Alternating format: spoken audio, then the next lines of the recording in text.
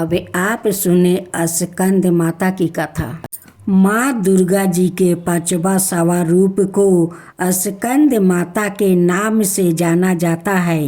यह भगवान स्कंद कुमार कार्तिकेय के नाम से भी जाने जाते हैं। यह प्रसिद्ध देव सूर्य संग्राम में देवताओं के सेनापति बने थे। पुराणों में इन्हें कुमार और शक्तिधार कहकर इनकी महिमा का वर्णन किया गया है। इनका वाहन मौर है, अत इन्हें मौर वाहन के नाम से भी अभिहित किया गया है।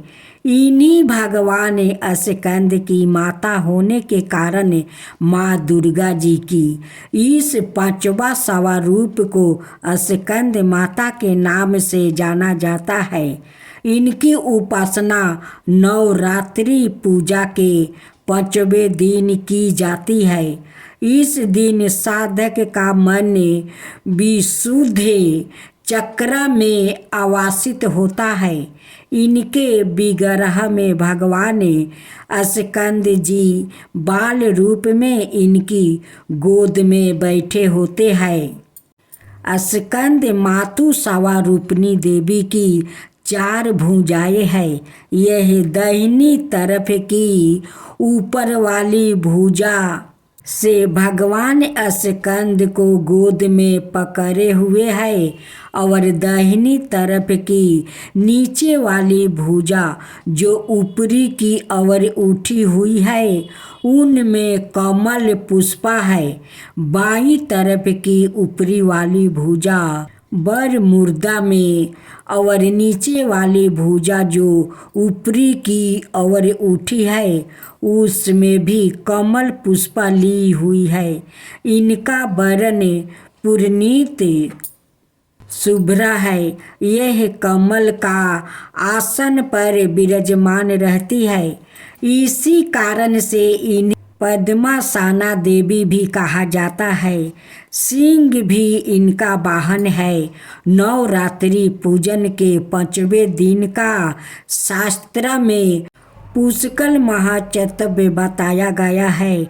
इस चक्र में आवासित मानने वाले साधक की समस्त ब्रह्म क्रियाओं एवं चित्त वृत्तियों का लोप हो जाता है। वो बेशुद्ध चैतन्य स्वरूप की ओर अक्सर हो रहा होता है।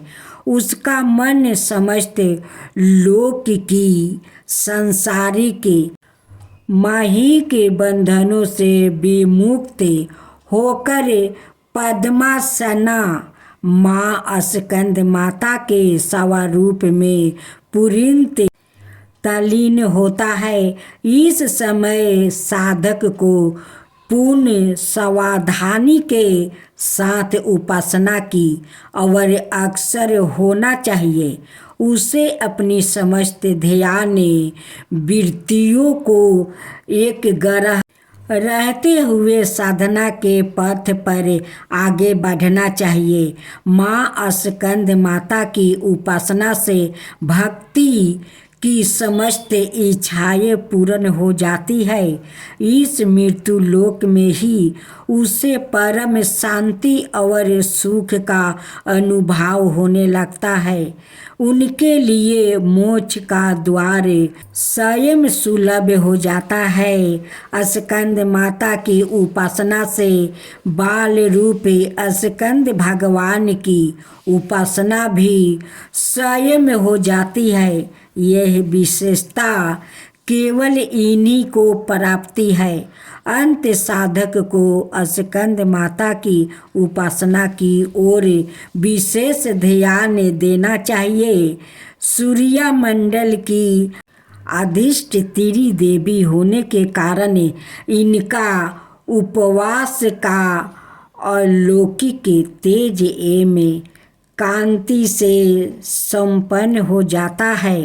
अलौकिक प्रभा मंडल अदृश्य भाव से सदाई उसके चतुर्दिक परिव्याप्त रहता है। यह प्रभा मंडले प्रतिक्षण उसके योग्य क्षेम का निवारण करता रहता है। अतः हमें एक ग्रह भाव से मन को पवित्र रख कर माँ की शरण में आने का प्रयत्न करना चाहिए। इस घोर भावसागर दुखों से मुक्ति पाकर मोक्ष का मार्ग सुलभ बनने का इसमें उत्तम उपाय दूसरा नहीं है।